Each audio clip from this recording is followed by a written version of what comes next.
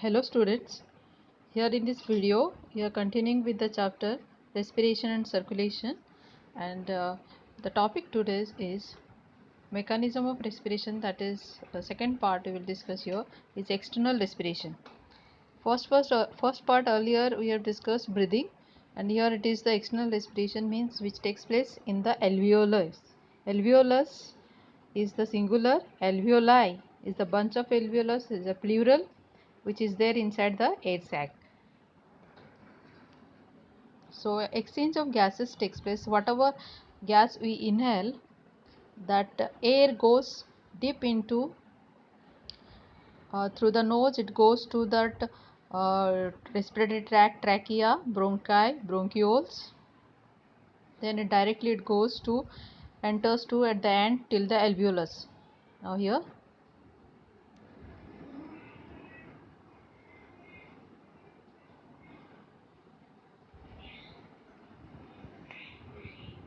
is the video for you how the This is alveolus, and this is the cells of the alveolus. This is the squamous epithelial tissue making the boundary of the alveolus. Alveolus is surrounded by blood capillary. Blood capillary wall is also this is made the up way of you have to draw. squamous epithelial tissue, very thin flat cells.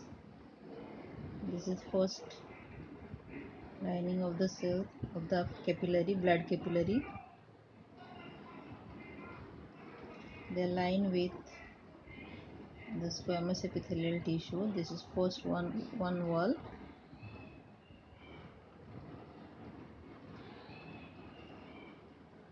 Cells are present with a prominent nucleus.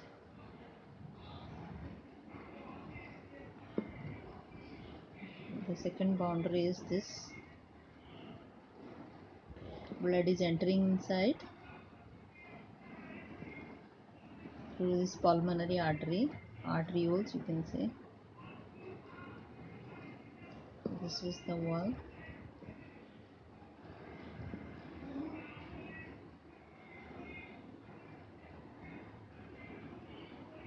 It's made up of squamous epithelial tissue.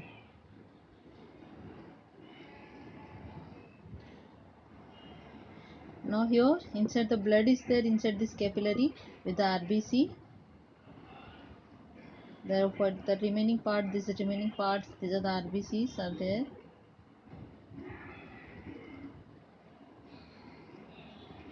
Red blood cells. Inside this other parts are the liquid parts and the plasma. So the blood is having plasma, RBC. RBC is related to this transport of gases, so we will focus on that. Now here what happens when the blood is passes through it, it is inside the alveolus air, it is containing lot of more quantity of oxygen. So oxygen diffuse. This alveolar internal surface of the alveolar is also lined with some moist mucous membrane which will always keep this internal surface of the alveoli always moist. So this oxygen has to diffuse to this first layer, moist layer, then this first cell, squamous epithelial tissue of the alveolus, these cells they will diffuse. Then there is a gap between the alveoli wall and the wall of the capillary. So that gap also it has to diffuse. Then it has to enter through this wall of this capillary, blood capillary. They are also squamous epithelial tissue, single cell layer, and then the plasma. Then the oxygen will enter to this RBC and form oxyhemoglobin. It will combine with hemoglobin. Hemoglobin combine with oxygen and produce oxyhemoglobin, HbO2. Here it forms one molecule of hemoglobin combined with 4 molecule of oxygen and produce oxyhemoglobin. Here it takes place over here. The same way inside the plasma carbon dioxide is there.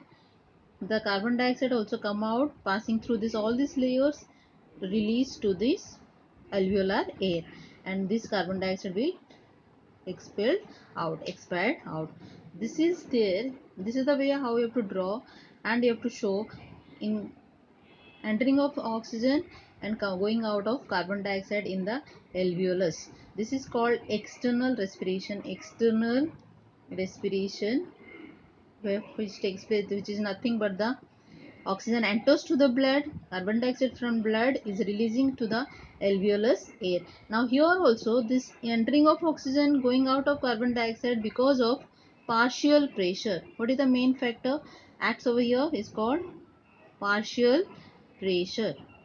Partial pressure of oxygen, it is indicated by ppO2 and ppCO2. Now partial pressure of oxygen in this alveolus air is high. It is around 104 mmHg compared to the blood of the capillary near to the alveolus, that is around 40.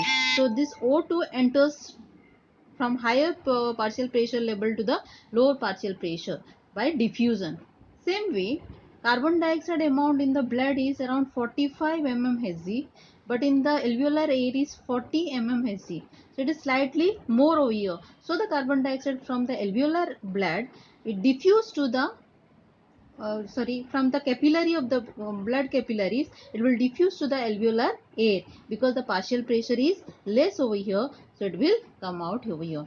So this is the way the partial pressure plays the role over here for diffusion of the gases from the air to the blood and carbon dioxide from blood to the air.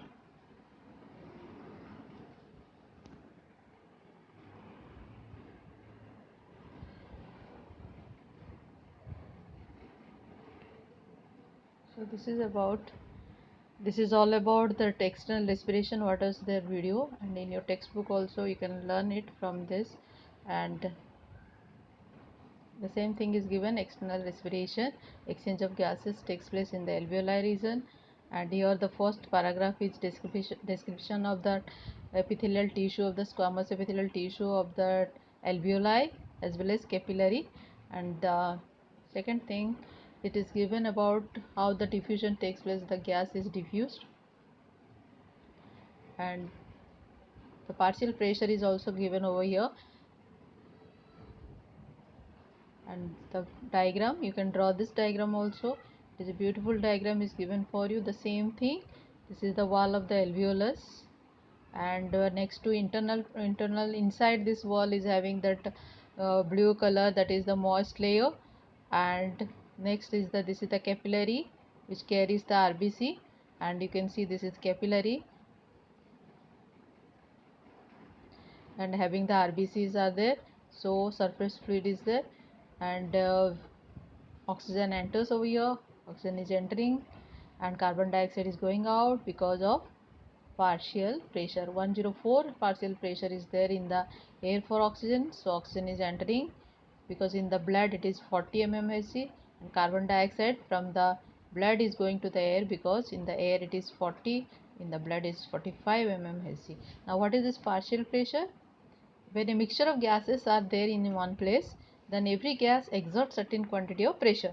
So that is called partial pressure. So in the mixture of the gases over inside the alveoli, oxygen is giving out certain amount of pressure. If the amount of oxygen is more, the partial pressure will be more. So it is almost related to the quantity, concentration or amount of the particular gas. So this is all about the external respiration. We can discuss few things about the pulmonary volumes and capacities. First one is the tidal volume. हम एक बार normal breathing में जितना air अंदर लेते हैं या body से lung से बाहर निकालते हैं, that is called as tidal volume, that is around 500 ml. हम लोग अगर फोर्सफुली इंस्पायरेशन करते हैं, if you inspired forcefully, then whatever amount of volume of air goes inside, that is called inspiratory reserve volume. Same way अगर forcefully हम लोग expire करते हैं तो जितना अमाउंट ऑफ वॉल्यूम एयर बाहर निकलता है, that is called expiratory reserve volume. Now from the nose till the alveoli, there are certain amount of air is always remain, that is no use in the gases exchange, so that is called dead space. So 150 ml of air हमेशा रहता है जो किसी काम का नहीं रहता है, रेस्पिरेशन में उनका कुछ यूज नहीं होता है, that is called dead space. Residual volume, maximum expiration होने के बाद after maximum expiration, there are certain amount of air remain inside your respiratory system, that is called as residual volume. Lungs capacity, forcefully हम inspiration करेंगे और lungs के अंदर air hold करके रखेंगे. So that is the maximum quantity of air you can hold inside our lungs is called as total lung capacity. Around half liter, more than half, sorry, around 5 to 6 liter of 5 to 6 ml liter of air you can keep inside our lungs. Vital capacity, when we are giving out, breathe out the amount of air after a maximum inspiration, that amount of air is called as vital capacity. Okay, that vital capacity is around 4100 ml to 4600 ml. That includes TB tidal volume, inspirational respiratory volume, expirational respiratory volume, together it is called. So this is all about the lungs capacity. So this is all about the external respiration over here. Next we will discuss in the video is internal respiration.